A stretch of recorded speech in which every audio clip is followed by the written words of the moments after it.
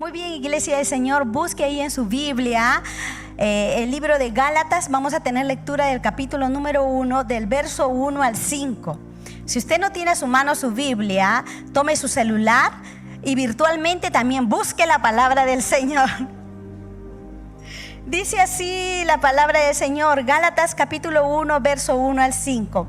Pablo, apóstol, no de hombres ni por hombres, sino de Jesucristo y por Dios el Padre, que lo resucitó de los muertos.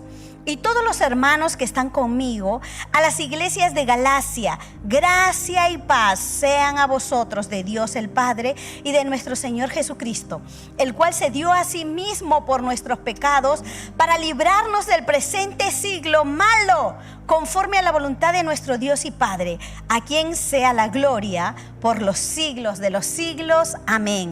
Vamos a orar. Señor, queremos agradecerte porque a ti te plació escogernos, llamarnos, Señor, para poder hacer tu perfecta voluntad, Señor. Vivimos en tiempos difíciles, pero qué bueno que tu presencia, Señor, nos acompaña. Estamos viviendo un tiempo de la gracia.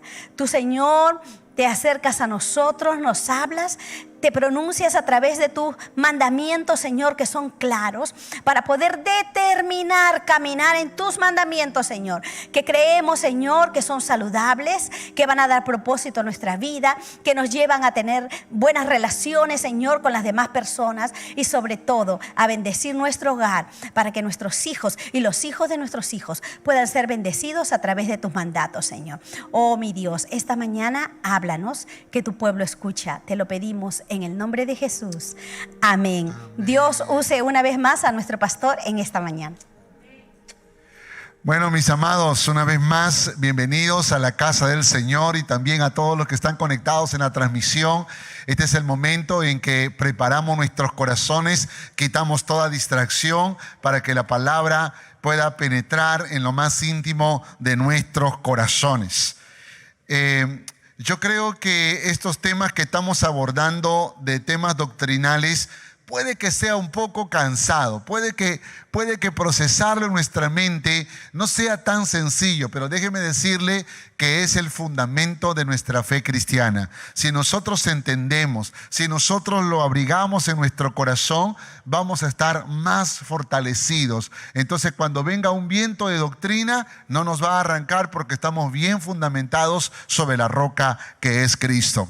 Durante este mes estamos hablando sobre doctrinas fundamentales y este domingo nos toca hablar de doctrinas fundamentales en Gálatas. Ya hemos pasado por Hechos, hemos pasado por Romanos, por Primera y Segunda de Corintios y ahora estudiaremos Gálatas. ¿Qué vamos a estudiar en Gálatas? ¿Qué es lo que quiero o pretendo hablarles? Quiero hablarles de la justificación por la fe versus las tradiciones. Porque yo creo que uno de los grandes problemas que pasó en Galacia es que los cristianos comenzaron a pervertir el evangelio haciendo caso a las tradiciones judías. Y esto creo que nos puede pasar también a nosotros. No por el judaísmo, pero creo que nosotros venimos de un trasfondo católico, inclusive de un trasfondo pagano, que puede que sin darnos cuenta combinemos la fe cristiana con tradiciones. Eso puede pasar.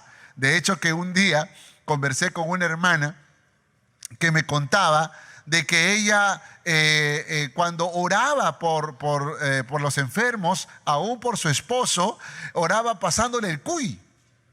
Y decía en el nombre de Jesús, en el nombre de Jesús, en el nombre de Jesús. Y yo le digo, no, hermano, usted no tiene. ¿En dónde dice en la Biblia pasad el cuy y será sano?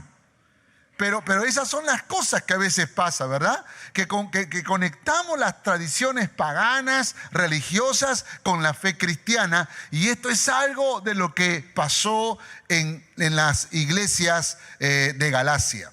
Cuando preguntamos qué reflexiones encontramos en la carta a los Gálatas sobre el tema de doctrinas fundamentales, tenemos que decir: la fe en Jesucristo nos ha llevado a una vida en verdadera libertad. ¿Cuántos dicen amén a eso? Sin estar sometidos a los rudimentos de las tradiciones judías para salvación. Somos salvos por gracia de Dios. Amén. Somos salvos por gracia de Dios. La carta a los Gálatas ha sido llamada la declaración de independencia de la libertad cristiana. Esto es muy interesante, muy interesante. Es más, el reformador Martín Lutero amaba especialmente esta carta, porque de alguna manera él había estado sometido, esclavizado a las reglas del catolicismo. Recuerden que él era un sacerdote que se convirtió al cristianismo y fue el iniciador de la Reforma, lo conocemos como la Reforma, y sin duda para él fue importante. Muchos estudiosos creen que Gálatas fue escrito entre el año 55 y 60.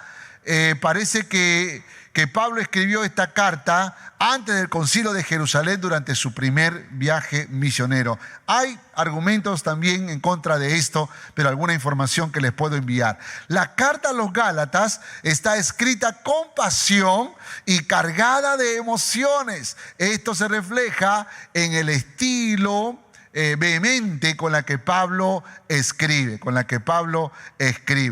¿Qué más?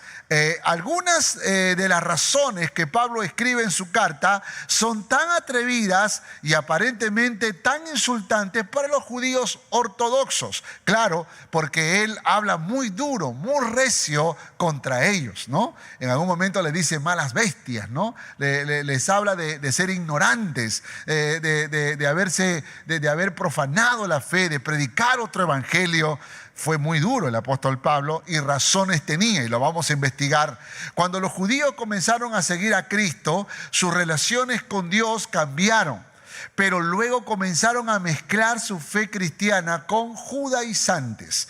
Ahora, uno de los grandes problemas que sucedió aquí es que los judaizantes comenzaron a pervertir el evangelio. Voy a explicar mejor esto. Había básicamente dos regiones en Galacia. Una al norte, incluyendo las ciudades de Pesino, Ancira y Tabío, y otra al sur, incluyendo las ciudades de Antioquía de Pisidia, Iconio, Listra y Derbe, que son las ciudades que aparecen en Hechos capítulo 13, Hechos capítulo 14. En este primer viaje, Pablo y Bernabé comenzaron alrededor del año 46 después de Cristo. Y comenzaron este viaje desde Antioquía, zarparon a Chipre, de Chipre para Perge, luego a Antioquía en la región de Pisidia, luego se movieron hacia el este de Galacia y se detuvieron en Iconio para poder predicar a Jesucristo.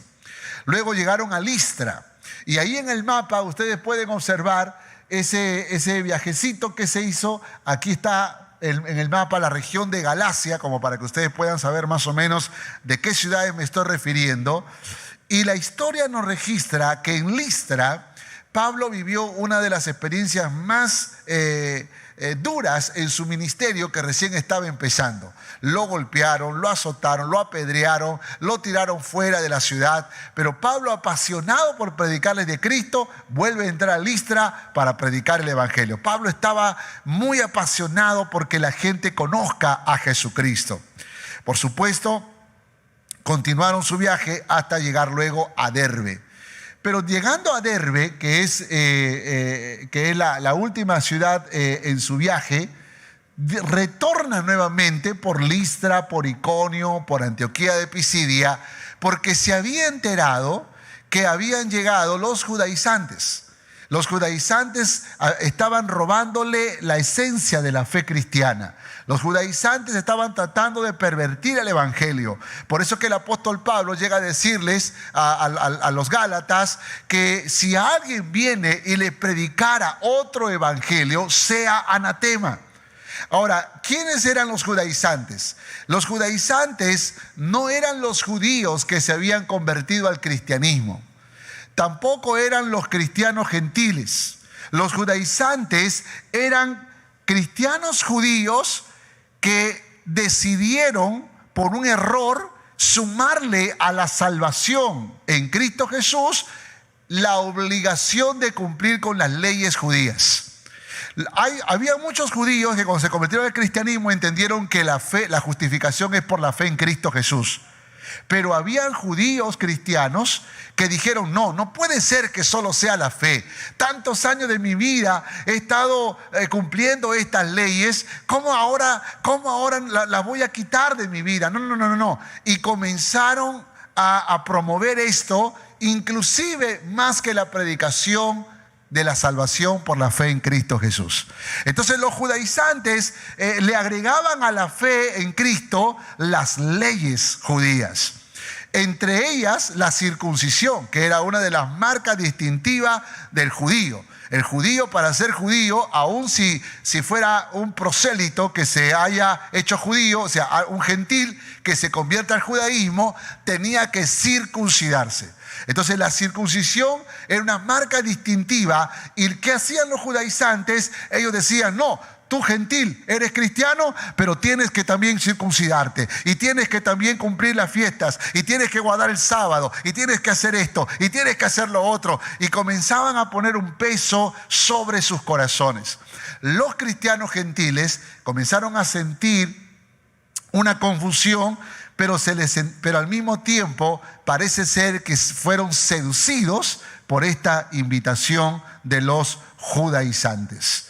Una de las cosas más grandiosas que Dios hizo a través del primer viaje misionero de Pablo fue traer muchos gentiles a Cristo. Para sorpresa de Pablo, la mayoría de los judíos de Galacia rechazaron el evangelio. Cuando Pablo enfrentó oposición abierta, él se dio cuenta de que Dios quería que se enfocara para alcanzar a los gentiles. Claro que Pablo sabía que tenía que predicar a los gentiles, pero él, sabiendo el peligro de los judaizantes, él se fue a los judíos para también predicarles de Jesucristo.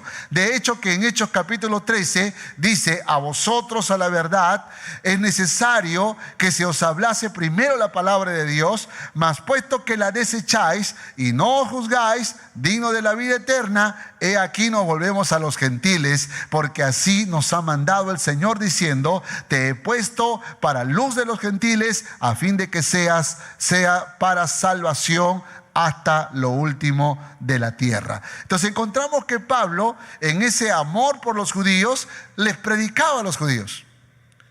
Y a esos que se habían desviado, a esos judaizantes que estaban promoviendo, ¿saben que hasta el día de hoy existen judaizantes? Hasta el día de hoy. No se dice Jesús, se dice Yeshua. Y hay cristianos que sienten que insultan a Jesús porque le dicen Jesús. Eso es tradición, hermano. Eso es ponerle un peso a la fe cristiana. Y creo que así como esta, hay otras cosas más que lamentablemente es como cosquillas a los oídos. Y esas personas que son débiles en su fe, que no tienen el fundamento bien claro, que no comprenden la justificación de la fe, ¿sabe lo que pasa con ellos? Se dejan seducir por los judaizantes. Y hay que tener cuidado, porque los Gálatas, los cristianos en Gálatas, cedieron a los caprichos de los judaizantes. Entonces Pablo va a tratar tres temas fundamentales. El primero, la justificación es por la fe en Jesús.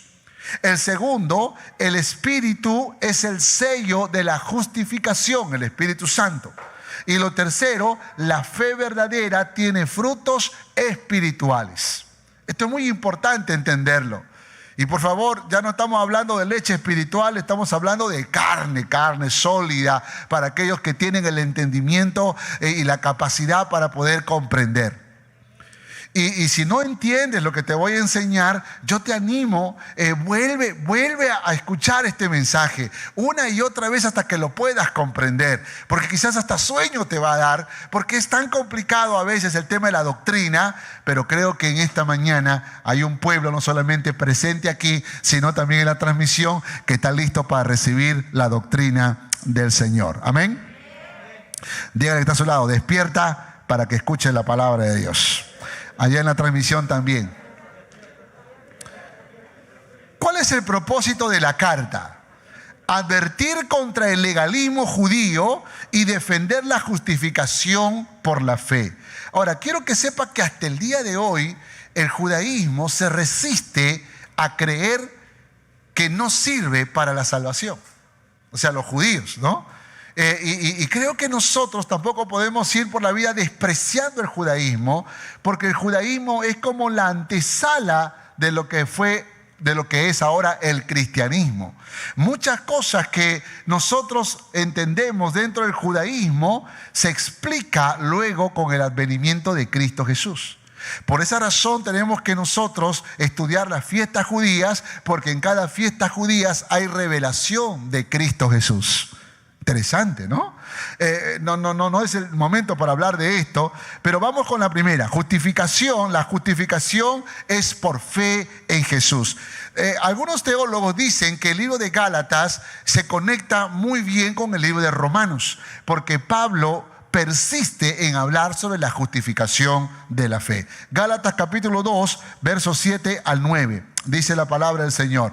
Antes, por el contrario, como vieron que me había sido encomendado el evangelio de la incircuncisión, como a Pedro el de la circuncisión, pues el que actuó en Pedro para el apostolado de la circuncisión, actuó también en mí para con los gentiles, y reconociendo la gracia que me había sido dada, Jacobo, Cefas y Juan, que eran considerados como columnas, me dieron a mí y a Bernabé la diestra en señal de compañerismo, para que nosotros fuésemos a los gentiles y ellos a la circuncisión. ¿Se acuerdan que un día el Señor le muestra una visión a Pedro?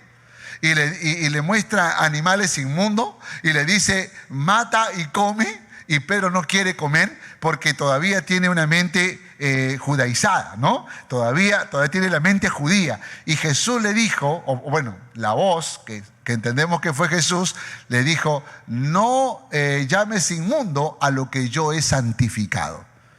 En esa visión, Dios le estaba hablando acerca de lo que iba a hacer con los gentiles. De hecho, que Pedro fue convocado para predicar a los judíos que se conviertan al cristianismo. Pero Pedro tuvo la experiencia de llegar a la casa de un romano, Cornelio, ¿se acuerdan la historia? Y le predicó el evangelio, y dice la Biblia que el Espíritu Santo vino sobre Cornelio y todos los que estaban allí. Entonces, la visión que había recibido Pedro tenía que ver mucho con esto que Dios quería hacer en el mundo gentil. Sin embargo, Pedro sabía que por toda la estructura y todo el conocimiento que él tenía, su ministerio era más predicando a los judíos. La iglesia de Jerusalén era una iglesia de judíos que se convirtieron al cristianismo. Pero cuando el evangelio comenzó a correr y la gente se convertía allá afuera, se necesitaba alguien que tenga una mentalidad más abierta para poder predicar el evangelio a los gentiles sin tratar de imponerle, aún inconscientemente, los rudimentos de la ley judía. Y ese era Pablo. Entonces Pablo fue encomendado para llevar el evangelio a los gentiles. Ahora, sepa que Pablo fue judío también. Pablo también fue fariseo y fue un perseguidor de los cristianos, porque los consideraba que profanaban la religión judía. Pero este Pablo, con una mente muy abierta, formado por 13 años por el mismo Dios, finalmente tiene un ministerio hacia los gentiles. Y estas columnas de la iglesia de Jerusalén, Jacobo, Cefas y Juan, lo encomendaron para esa misión. Y escuche esto, por favor. En esa conversación que tuvieron, entendieron que no era necesario obligarlos a la circuncisión, sino más bien, mire lo que dice el verso 10, Gálatas 2:10, solamente nos pidieron que nos acordásemos de los pobres, lo cual también procuré con diligencia hacer. Entonces, en otras palabras, estos pastores le dijeron a Pablo, ok Pablo, ve a predicar a los gentiles, pero no te olvides de los pobres, nada más. No le dijo circuncídelos, oblígalos a cumplir las prácticas judías, no, sino más bien solamente que no se olviden de los pobres. Ahora, el judaísmo estaba tan inmerso en los primeros cristianos que era difícil hacer una separación, sobre todo cuando eran judíos. Esto es como nos pasa a muchos que han sido católicos acérrimos, y de pronto se convierten a la fe cristiana. Y entran al templo, ¿no? Al local, y dicen, ay, aunque sea una crucecita, por favor, porque está pelado esto, ¿no? Una crucecita, aunque sea, ¿no? Una persignada, aunque sea, por favor, ¿no? Un recito, aunque sea, como para ir de menos a más, ¿no? Como para ir dejando poco a poco. ¿Y por qué? Porque está muy metido la religión católica. Eso le pasaba a los judíos. Se convirtieron al cristianismo, pero todavía había prácticas que ellos no podían soltar porque era parte de su vida cotidiana. Inclusive el judaísmo era todavía más fuerte y era una práctica insertada en la comunidad mucho más que el catolicismo. Por ejemplo, los viernes a las 6 de la tarde ellos paraban todo y hacían ceremonias. Y esas prácticas, entonces los cristianos, los judíos que se convirtieron al cristianismo, también lo hacían. Claro que decían, bueno, esto ya nos salva, ¿no? Pero ya nos quedó la costumbre, ¿no? Ese es como cuando unos hermanos, yo le estoy en la consejería y me dicen, sí, padre, me dicen.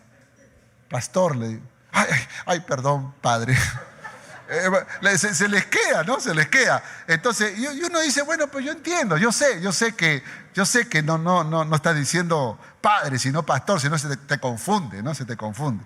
Entonces, Pedro, miren lo que pasa. Pedro comienza también a tener una libertad para conversar con los gentiles cristianos, pero cuando llegan de la iglesia de Jerusalén a Antioquía, Pedro se separa de los gentiles y eso le molesta a Pablo. Entonces mira lo que dice en el capítulo 2, verso 13. Y en su simulación participaban también los otros judíos, de tal manera que aún Bernabé fue también arrastrado por la hipocresía de ellos. Pero cuando vi que no andaban rectamente conforme a la verdad del evangelio, wow, esto es serio, ¿eh? Esto es serio. Dijo a Pedro delante de todos, si tú, siendo judío, vives como los gentiles y no como judío, ¿por qué obligas a los gentiles a judaizar? Wow. O sea, no es que Pedro era un judaizante, pero a veces tenía actitudes como si fuera un judaizante. Pedro sabía que la salvación viene por la fe en Cristo Jesús. Pero a veces le pasaba que sin darse cuenta exigía un poco más. Y dice que Bernabé se dejó arrastrar por eso. Miren, tan peligroso es. Un hermano un día llega y me busca, pastor, Yeshua lo bendiga, me dijo. Y yo no tengo problemas.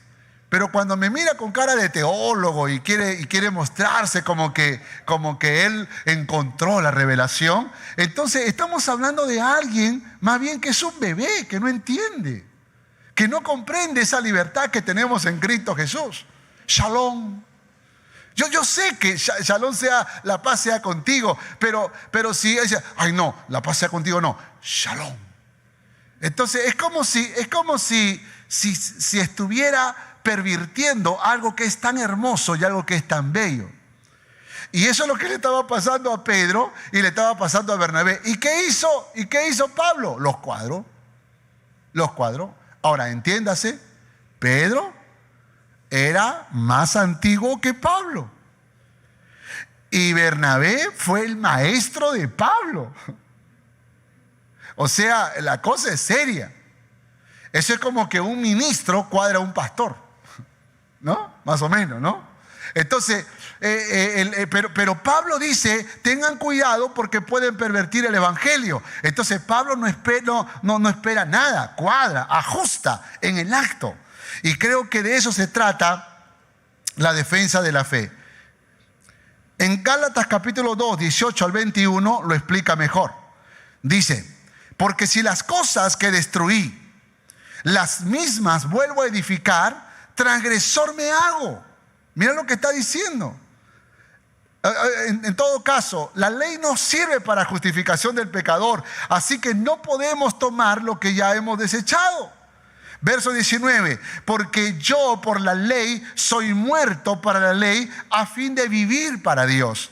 En otra palabra está diciendo, la ley me ha demostrado que yo estoy muerto en mis delitos y pecados. O sea, la ley ha cumplido su propósito.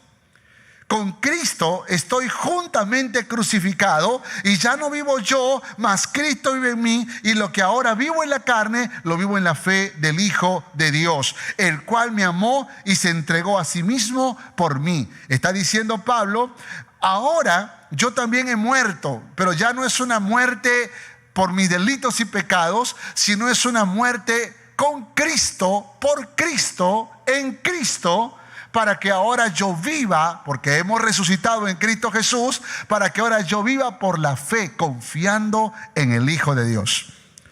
No desecho la gracia de Dios, pues si por la ley fuese la justicia, entonces por demás murió Cristo.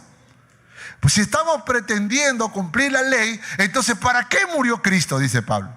Pablo estaba bravo, porque lamentablemente a veces pasa eso. Pasa que a veces le agregamos una práctica que puede ser buena, pero cuando dicen, no, eso es como cuando alguien dice, mi Biblia tiene que dormir conmigo debajo de la almohada de mi cama. ¿Y por qué? Porque así me enseñó mi mamá, y la abuelita también le enseñó a mi mamá, y la bisabuela le enseñó a la abuelita. Entonces yo lo pongo por eso debajo de mi almohada. Eso es una tradición familiar que no tiene que ver nada con la fe cristiana. No tiene que ver nada. Yo cargo mi fotito del Sagrado Corazón de Jesús. No tiene que ver nada con la fe cristiana. Pero son cosas que a veces nos pasan. Miren cómo somos de religiosos, que un día se nos cae la Biblia. Ay, perdón Señor, tu palabra, perdón Señor. Y pedimos perdón como si la Biblia tuviera algo que no le puede pasar nada. No rayes la Biblia, no marques con plumón, la Biblia es santa. Ahí está en la pasta, Santa Biblia. Y a veces vamos deificando cosas que no debemos, hermano. El libro que nosotros conocemos como Biblia es papel y tinta. No tiene poder cerrado. Tiene poder cuando la lees, cuando meditas en ella. Pero cerrado no. Por esa razón creo que estamos llenos de tradiciones y tenemos que despercudirnos. Y Pablo dice, por la ley nadie es justificado, sino por demás murió Cristo. Segundo, el Espíritu es el sello de la justificación. Gálatas capítulo 3. Entonces, dicho esto, de que la justificación no es por la ley, sino por Cristo, entonces mira lo que dice: oh Gálatas insensatos, ¿quién os fascinó para abandonar la verdad o para no obedecer la verdad? A vosotros ante cuyos ojos Jesucristo fue ya presentado claramente entre vosotros como crucificado. Esto solo quiero saber de vosotros: ¿recibisteis el Espíritu por las obras de la ley o por el oír con fe? Tan necios sois que, habiendo comenzado por el Espíritu, ahora vais a acabar por la carne. ¿Tantas cosas habéis padecido en vano? Si es que realmente fue en vano. Aquel pues que os suministra el Espíritu y hace maravillas entre vosotros, ¿lo hace por las obras de la ley o por el oír con fe? ¿Qué dicen ustedes? ¿Por las obras de la ley o por el oír con fe? Eso es lo que Pablo está tratando de decir. Ustedes se han convertido en un depósito del Espíritu Santo por haber oído con fe, por haber creído en Jesucristo, no por las obras de la ley. Tienen la bendición de haber sido marcados por el Espíritu Santo porque decidieron ser justificados, tomaron la justificación o tomaron la fe en Jesús para ser justificados. Y esto Es importante, hermanos, la razón por la cual el Espíritu Santo mora en nosotros es por haber sido justificados por la fe en Cristo Jesús. En Gálatas capítulo 4, verso 4 dice: pero cuando vino el cumplimiento del tiempo, Dios envió a su Hijo, nacido de mujer y nacido bajo la ley, para que redimiese a los que estaban bajo la ley. Mira cómo está explicando Pablo: para que redimiese a los que estaban bajo la ley, a fin de que recibiéramos la adopción de hijos. Y por cuanto sois hijos, Dios envió a vosotros, a vuestros corazones, el Espíritu de su Hijo, el cual clama, ¿cómo clama? Abba, Padre. Así que ya no eres esclavo, sino hijo. Y si hijo, también heredero de Dios por medio de Cristo.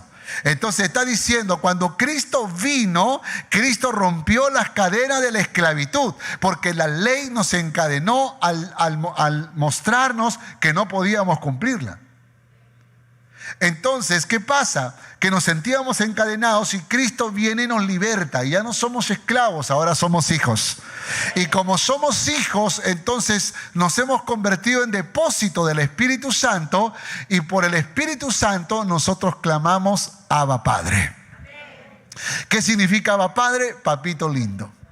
Ahora, si tú eres un hijo de Dios, una hija de Dios que ha sido justificado por la fe en Cristo Jesús, tienes el Espíritu Santo en tu vida y el Espíritu Santo te mueve a decirle a Dios, papito lindo. Te mueve a decirle, Abba, Padre. Y esto es muy importante, porque lo que Pablo está tratando de decirle ahora a los gálatas insensatos que se dejaron arrastrar por los judaizantes, le estaba diciendo: ustedes son hijos y han sido sellados con el Espíritu Santo. ¿Cómo es posible que ahora quieren sumarle como si todavía la ley, como si fueran esclavos? Ustedes son hijos, le está diciendo. No retrocedan. Y ahí es cuando yo creo que es una batalla muy grande. Y yo creo que las batallas que sufrimos es cuando cometemos pecados. Por ejemplo, el hijo pródigo en la historia del padre. ¿Se acuerdan la historia del hijo pródigo, no? Cuando el hijo pródigo se fue de la casa y regresó, le costaba ser hijo, ¿sí o no? Le costaba ser hijo. O sea, es más, el hijo pródigo dijo: si tienes misericordia de mí, aunque sea, hazme como uno de tus jornaleros, hazme como uno de tus esclavos, pero déjame estar contigo. Y yo creo que nosotros, sin darnos cuenta, olvidamos que somos. Claro, y sentimos que tenemos que hacer algo más.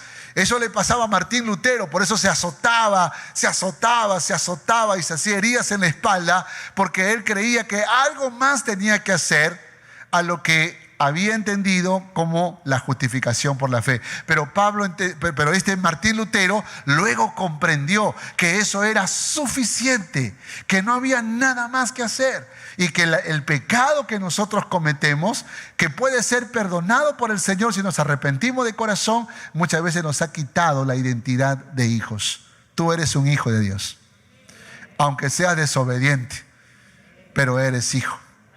¿Cuántos son papás acá? ¿Cuántos son papás? ¿Alguna vez tu hijo, tu hija te ha desobedecido? ¿Ah? ¿Te ha desobedecido? No, amén, no me digas a eso, porque dime sí, por favor. Pero ¿te ha desobedecido una vez tu hijo? Yo también tengo 2 hijos y también me han desobedecido. ¿Será que cuando nos desobedecen, nosotros podemos decir: ahora mi sangre ya no corre por tus venas? No puedes. Porque aunque tú firmes un papel, te desheredo ahora. No, pero por esa unión, ¿no?, genética, es nuestro hijo, no deja de ser nuestro hijo, aunque sea rebelde. Claro, uno no quiere un hijo rebelde, una hija rebelde, pero es nuestro hijo, aunque sea rebelde. Pues lo mismo pasa en el reino de Dios. El día que tú eres justificado por la fe en Cristo Jesús, tu genética espiritual cambia, es transformada. Y por la sangre del Cordero, ahora tú eres un hijo de Dios y has sido cubierto y has sido lavado, y si cabe el término, por tus venas espirituales corre la sangre de Cristo. Por lo tanto, cuando tú desobedeces, tú no dejas de ser hijo, tú sigues siendo hijo, rebelde, pero hijo. Si has sido justificado, y eso tiene que llevarte al arrepentimiento, tiene que llevarte a la humillación, al quebrantamiento, porque el hijo de verdad se humilla delante de Dios y pide perdón. ¿Cuántos dicen amén? Mira el que está a tu lado, hijo rebelde, hijo obediente. ¿A quién miras allí?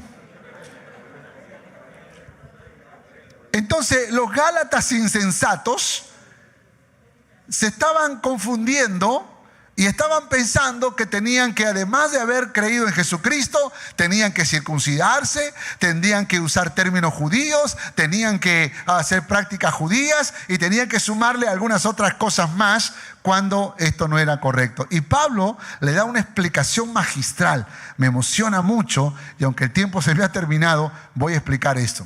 Gálatas capítulo 3, versos 6 al 9. Dice: así Abraham creyó a Dios y le fue contado por justicia. Sabed por tanto que los que son de fe, estos son hijos de Dios, hijos de Abraham, perdón. Y la Escritura, previendo que Dios había de justificar por la fe a los gentiles, esto es poderoso, dio de antemano la buena nueva a Abraham, diciendo: en ti serán benditas todas las naciones. De modo que los de la fe son bendecidos con el creyente Abraham. Pablo hace una explicación magistral tomando el personaje más respetado y más admirado del judaísmo, Abraham. Y le dice: ¿no se han dado cuenta que el padre del judaísmo, aquel que ustedes respetan, aquel que ustedes consideran el inicio de la simiente, que es Abraham, fue a quien Dios le hizo una promesa 430 años antes que venga la ley? Le dio una promesa y le dijo: en ti serán benditas todas las naciones de la tierra. Porque el plan de Dios siempre fue no bendecir solamente a Israel, sino que desde Israel al mundo entero. Entonces le dice: ustedes no han comprendido. Es más, no hay tiempo para poner los textos, pero dice: el pacto no se invalida. Por lo tanto, esta promesa, este pacto que Dios hizo con Abraham, no se invalidó por la ley. La ley no invalida el pacto. Por esa razón prevalece este compromiso. La ley, escuche, no invalida el pacto de la promesa de Abraham. Esto aparece en capítulo 3, 17 y 18. La ley fue como una tutora para llevarlos a Cristo a fin de que fuesen justificados. Literal, capítulo 3, verso 24. La ley hacía ver al heredero niño como esclavo hasta el tiempo señalado. Capítulo 4, versos 1 y 2. Le está diciendo que la ley, el propósito de la ley no era salvación, sino era llevarlos a Cristo. Pero el pacto que Dios hizo con Abraham fue antes de la ley. Y en ese pacto lo que prevalece es la promesa, no la ley. Por eso Pablo termina diciendo esto: nosotros no somos hijos de ley, sino hijos de la promesa. O sea que estamos en Abraham, pero en Abraham antes de la ley. Y somos de la simiente de Abraham. Por eso que Pablo a los Gálatas dice: nosotros los gentiles también somos hijos de Abraham. Porque de esa simiente de donde vino Cristo hemos sido salvados y redimidos. No sé si usted me está entendiendo lo que estoy diciendo, pero esto es poderoso, hermano. Si los judíos de hoy entendieran esto, se convertirían a Cristo. Punto 3, la fe verdadera tiene frutos del Espíritu. La fe verdadera tiene frutos del Espíritu. Gálatas 5, verso 1. Estad pues firmes en libertad con que Cristo nos hizo libres, y no estéis otra vez sujetos al yugo de la esclavitud. He aquí, yo Pablo os digo que si os circuncidáis, de nada os aprovechará Cristo. Y otra vez testifico a todo hombre que se circuncida, que está obligado a guardar toda la ley. De Cristo os desligasteis, por lo cual la ley os justificáis. Los que por la ley os justificáis, de la gracia habéis caído. Pues nosotros por el Espíritu aguardamos por fe la esperanza de la justicia, porque en Cristo Jesús ni la circuncisión vale algo, ni la incircuncisión, sino la fe que obra por el amor. Poderoso, hermano. O sea, Pablo está diciendo, bueno, para cerrar, para terminar mi carta, no es la circuncisión o la incircuncisión, porque Pablo no está defendiendo la incircuncisión. Lo que él está diciendo es que la fe verdadera no se evidencia por una práctica religiosa. La fe verdadera se evidencia por el amor. La fe verdadera se evidencia por la forma en que vives en tu relación con los demás. Y esto es poderoso, porque eso es lo que Pablo dice, tienes que mantenerte firme en esa libertad. La palabra hebrea es steiko, que significa párate bien, afírmate, no te dejes mover para la derecha o para la izquierda, persevera. Gálatas 5, verso 13 dice, porque vosotros, hermanos, a libertad fuisteis llamados, solamente que no uséis la libertad como ocasión para la carne.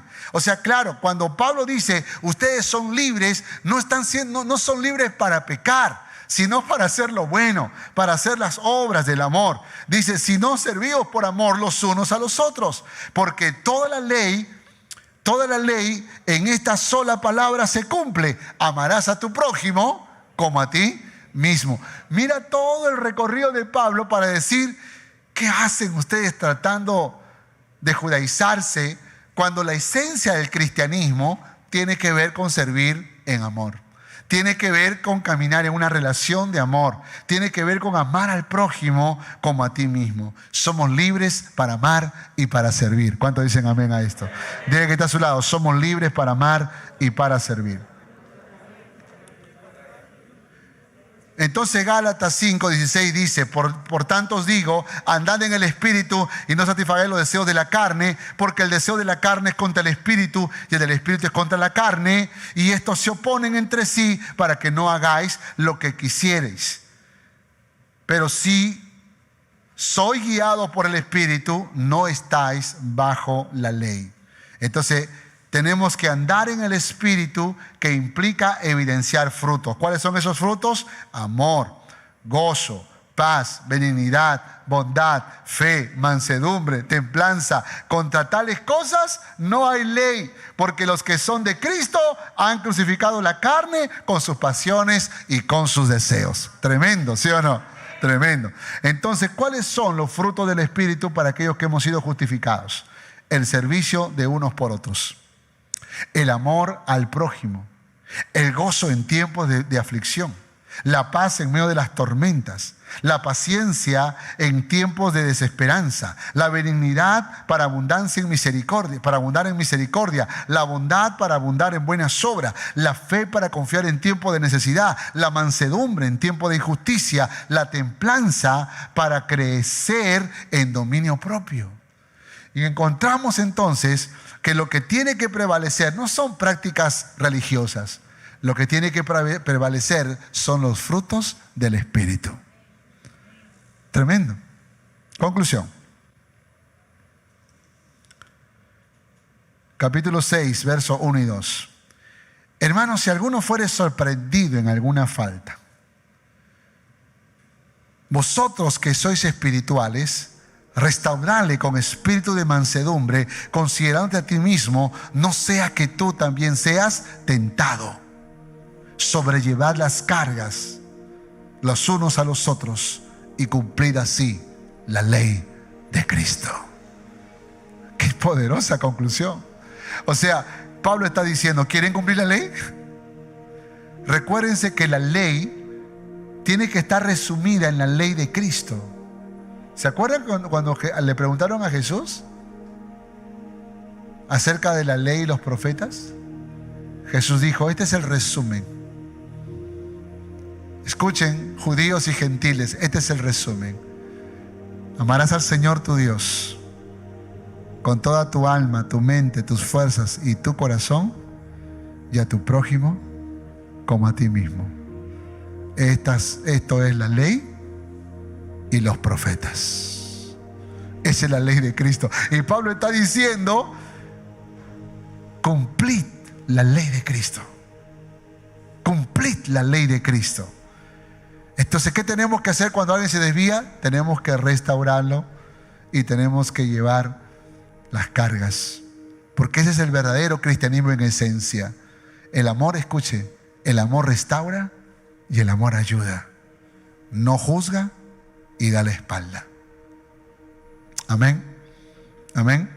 Entonces el verdadero cristianismo es la manifestación del amor.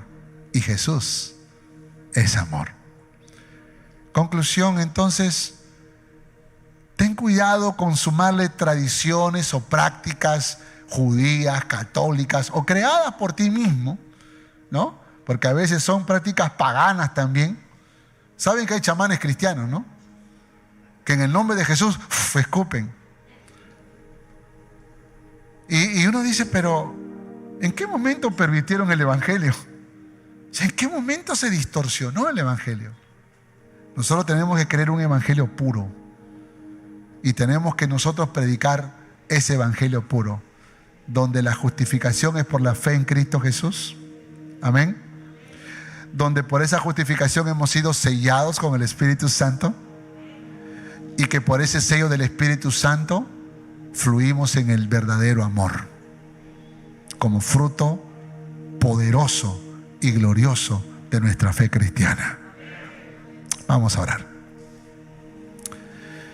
Si en algún momento tú sientes que tienes que pedirle perdón a Dios por haberle sumado tradiciones, prácticas paganas, pidámosle perdón a Dios en esta mañana, porque todos estamos expuestos a eso. Y nosotros también, los que están en la transmisión también. Seamos capaces y valientes para decirle, Señor, perdóname, porque le he querido sumar a la fe en Cristo otras cosas que no convienen. Pero hoy he comprendido que es el amor. El amor. La esencia del cristianismo. Me presento delante de ti pidiéndote pureza, limpieza, santifícame, perdóname. Y mientras la iglesia está orando, quiero dirigirme a ti que todavía no conoces al Señor. ¿Quieres entregarle tu vida a Jesús? Aquel que murió en la cruz de Calvario quiere justificarte en esta mañana. Solo tienes que hacer una oración. Es la oración del pecador que confiesa su pecado y pide perdón. ¿Quieres hacerlo? Repite esta oración. Dile, Señor Jesús, hoy mis ojos fueron abiertos. He seguido tradiciones y no he sido capaz de caminar en obediencia a tu voz. Reconozco que soy pecador, que soy pecadora, y te pido perdón y te recibo en mi corazón como mi Señor y como mi Salvador. Me presento delante de ti porque quiero ser un hombre, quiero ser una mujer que viva en tu perfecta voluntad. Escribe mi nombre en el libro de la vida. Te lo pido en el nombre de Jesús. Amén y amén. Hola, gracias por mirar este video. Espero que haya sido de bendición para tu vida. Y por favor no olvides de suscribirte en este canal y darle like si te gustó el video. Y compártelo para que juntos podamos ser de bendición para nuestra ciudad, para nuestra nación y el mundo entero. Que Dios te bendiga.